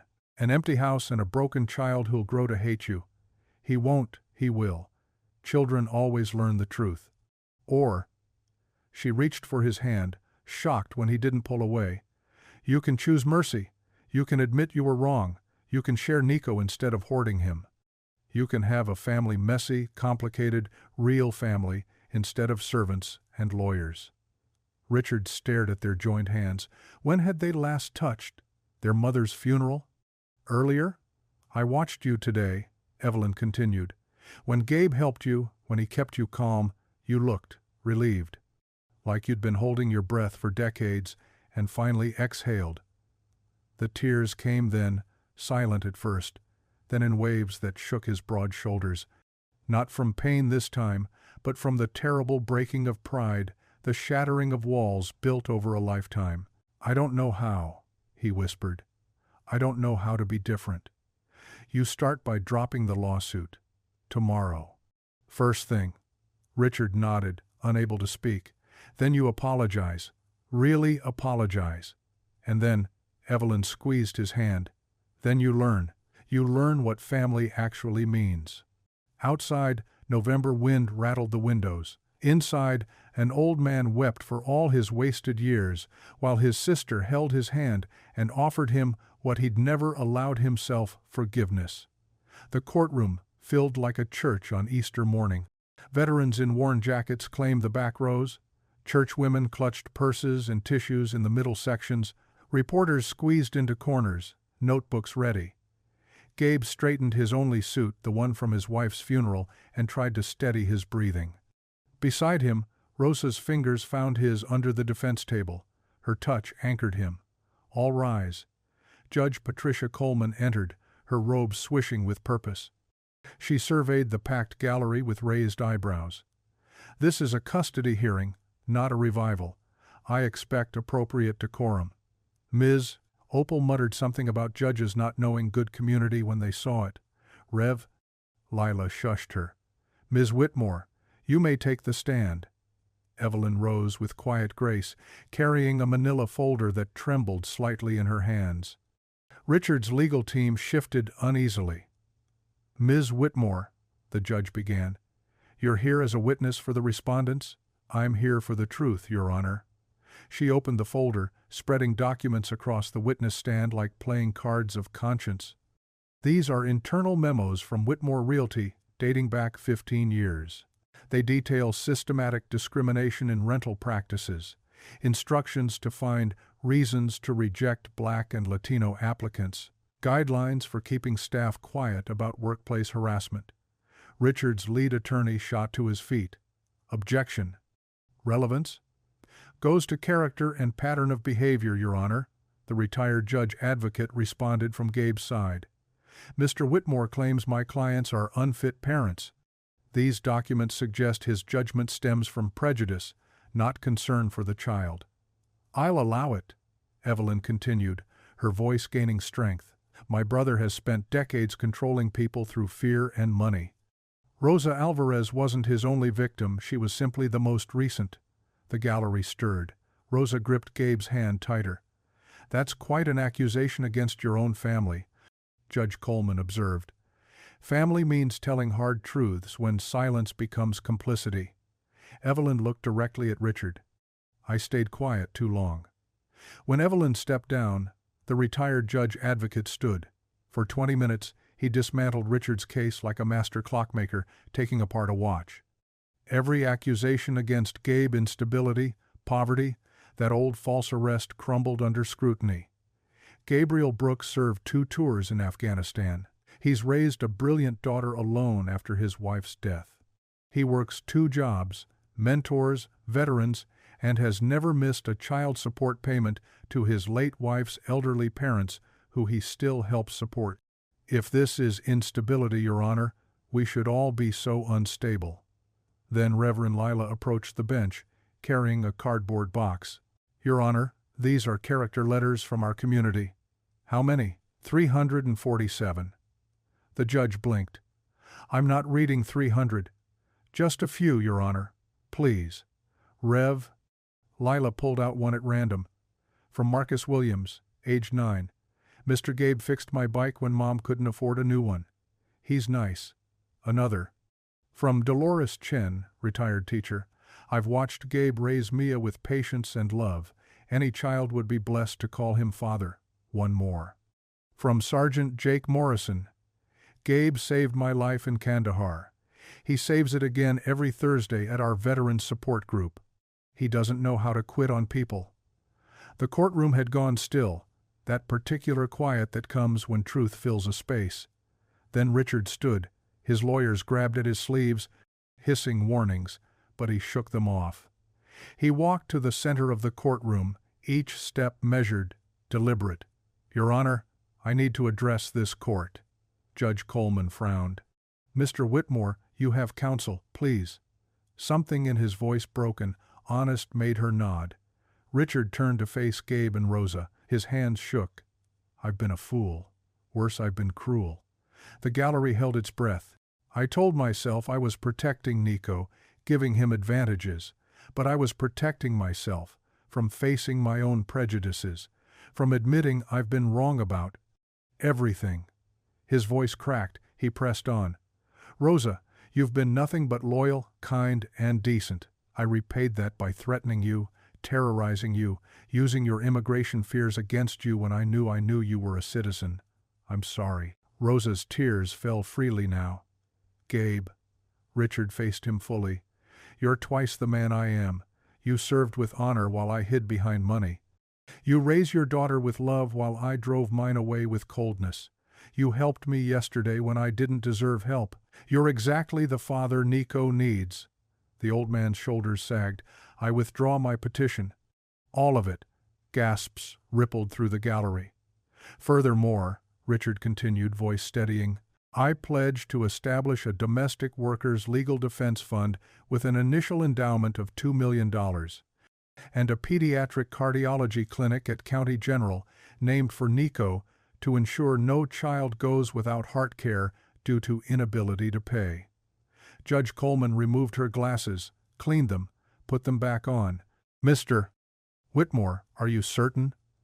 "I've never been more certain of anything, Your Honor." She looked between the parties, Gabe and Rosa stunned at their table, Richard standing alone in the center, Evelyn watching from the gallery with tears streaming down her face. "Very well. Given the circumstances, I hereby grant joint legal custody to Gabriel Brooks and Rosa Alvarez. Mr. Whitmore." She paused, considering. "You're designated as an honorary grand friend, with visitation at Nico's discretion and his parents' approval." The gavel came down. The courtroom erupted not in chaos, but in something like joy. 3 weeks after the verdict, Gabe stood in the warehouse office of Brothers in Arms Delivery Co-op, shaking hands with Marcus Torres, another Afghanistan veteran. "Welcome aboard, logistics manager," Marcus grinned. "Monday through Friday, 8 to 5, full benefits. No more midnight pizza runs." Gabe's chest loosened. "Steady hours, health insurance, dignity. The guys are excited to have you. Your organizational skills from the service, that's exactly what we need." That evening, Gabe found Mia at the community center, surrounded by 8-year-olds pecking at keyboards. She moved between them with patient authority, adjusting posture, answering questions. "No, Jaden, that's a /.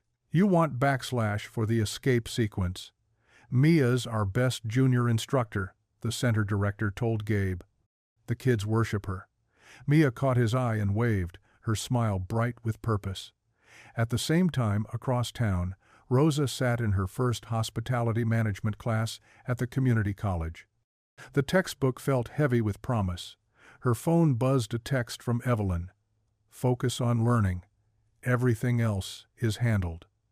Rosa had cried when Evelyn first offered to pay. Now she channeled that gratitude into meticulous notes, determined to earn this chance. Meanwhile, Richard Whitmore sat in a folding chair at the VA, listening to a young Marine named Diego describe his nightmares. Richard's usual boardroom confidence was gone, replaced by something quieter. "I know that feeling," Richard said when Diego finished. "Like you're still there, even 50 years later." The group moderator nodded approval. Richard was learning to share, not command. After the session, he drove to County General, where construction crews marked out the new cardiology wing. The project manager showed him blueprints, but Richard's attention drifted to the children's ward windows above. Somewhere up there, a child like Nico might be waiting for help. The Nico Alvarez Pediatric Cardiology Center, the manager read from the plans. "That's a beautiful name." "He's a beautiful kid," Richard said simply. 6 weeks later, a Saturday afternoon brought unexpected warmth for November. Gabe's backyard filled with mismatched chairs and the scent of charcoal. The grill, a recent yard sale find, wobbled but worked. "You're turning them too soon," Richard called from his lawn chair, clutching a lemonade. "You want to come do it?" Gabe shot back, but his tone held humor now. "My grilling days are behind me. Bad back, my foot." "You just like giving orders." They shared a look, not quite friendship, but something approaching understanding. Nico raced between them, his battery-powered dinosaur roaring. His latest checkup showed marked improvement. The new medication and regular monitoring worked wonders. "Dad, watch this." He made the dinosaur do a backflip. Both men turned. Nico meant Gabe, but Richard's automatic response showed how naturally he'd accepted his new role. Gabe noticed, and, after a pause, nodded at Richard to acknowledge it. Inside, Rosa arranged her homemade flan while Evelyn helped, their movements synchronized despite their different worlds. Rosa had stopped apologizing for her modest kitchen. Evelyn had stopped noticing it was modest. "The caramel's perfect," Evelyn said. "You could sell these. Maybe someday. After I finish my degree." "Not maybe, definitely." At the kitchen table, Mia guided Nico through long division, her patience endless. "But why do I move the number down?" Nico whined. "Because that's how we check our work. Like double-checking your dinosaur facts."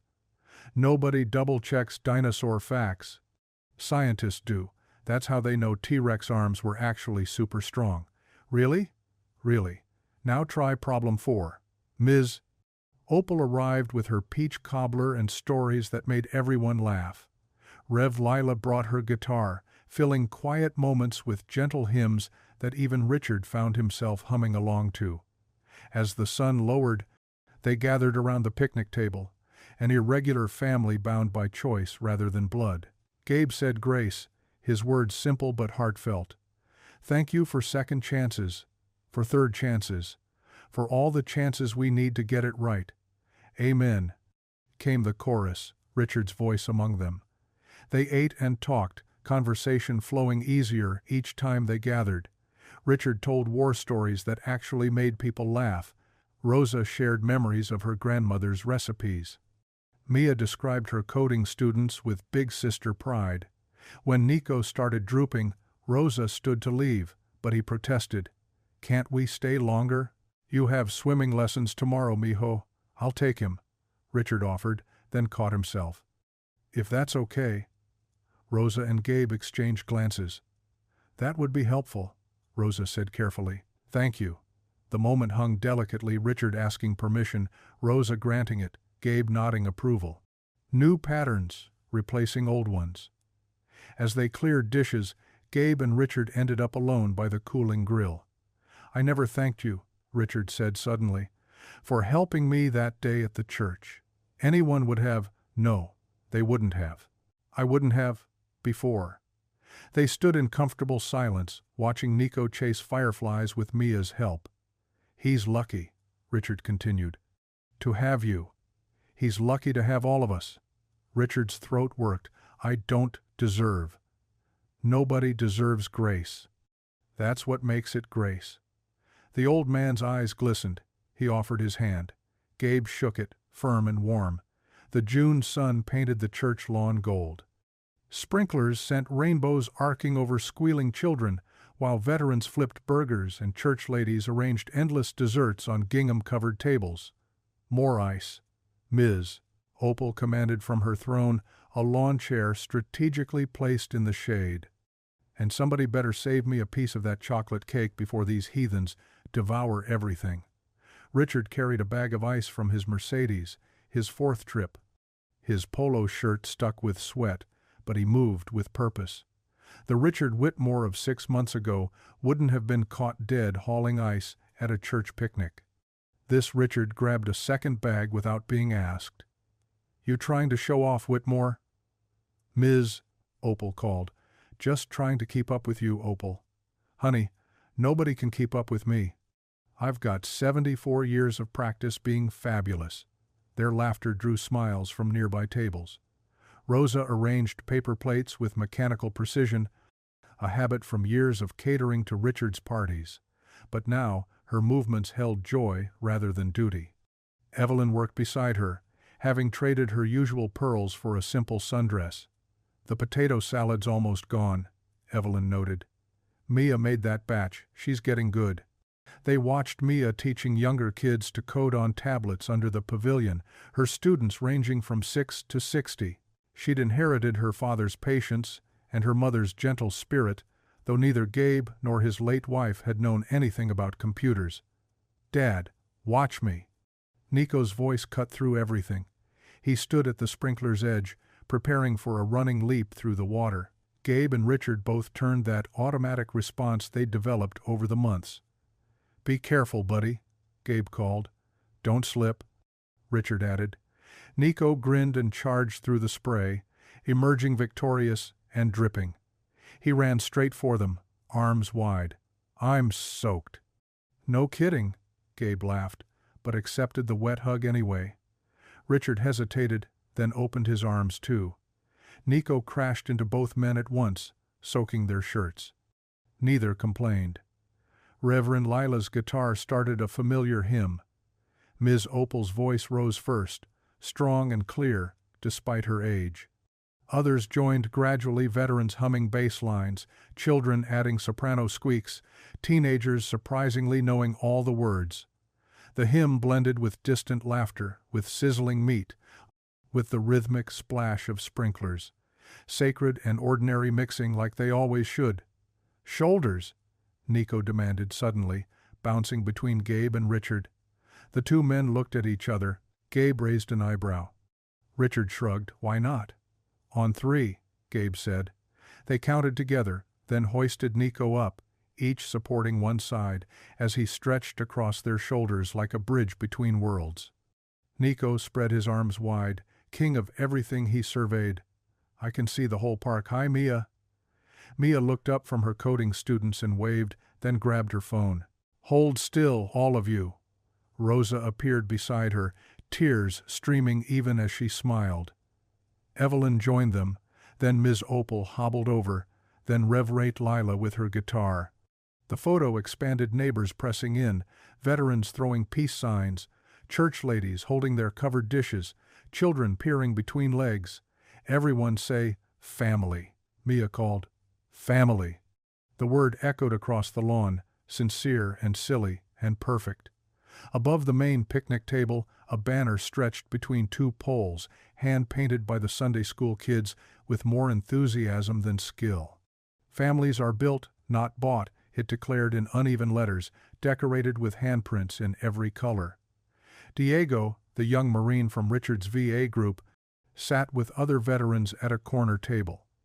They'd started coming to these gatherings, drawn by Gabe's easy welcome and Richard's unexpected understanding. Healing happened in small circles that grew wider. As afternoon melted toward evening, the energy shifted but didn't fade. Children collapsed on blankets, faces painted and sticky. Adults settled into deeper conversations. Someone had brought speakers, and Motown drifted across the lawn. Gabe found himself standing apart for a moment, surveying the scene. Rosa, organizing the dessert table with military precision. Mia showing Nico and 3 other kids how to make paper airplanes that actually flew. Richard and Ms. Opal in animated discussion about something that had them both gesturing wildly. Evelyn distributing water bottles with quiet efficiency. His lips moved in silent prayer, not asking for anything, just giving thanks. Thank you for replacing fear with love. Suspicion with trust. Pride with humility. Thank you for taking our broken pieces and building something whole. Dad? Nico appeared at his side, grass stains on his knees and joy on his face.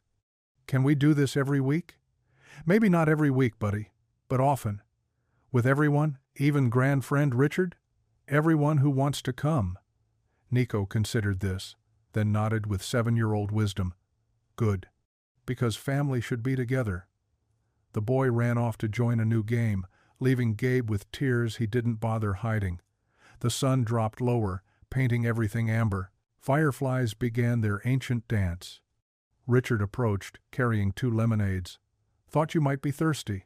They stood together, watching Nico orchestrate some complex game involving dinosaurs and superheroes and possibly time travel.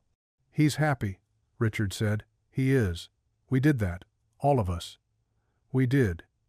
The twilight deepened, but nobody rushed to leave. This was family messy, complicated, chosen, and real. Nico's laughter rang out above everything else, pure and unrestrained, the sound of a child who knew he was loved, who never doubted he belonged, who lived surrounded by hearts that had stretched wide enough to hold him and each other. The last light caught him mid-laugh, safe in the center of everything, arms spread wide to embrace the world that had finally embraced him back. If you enjoyed the story, I handpicked this next story that you will enjoy. Please don't miss this one. Click here to watch it.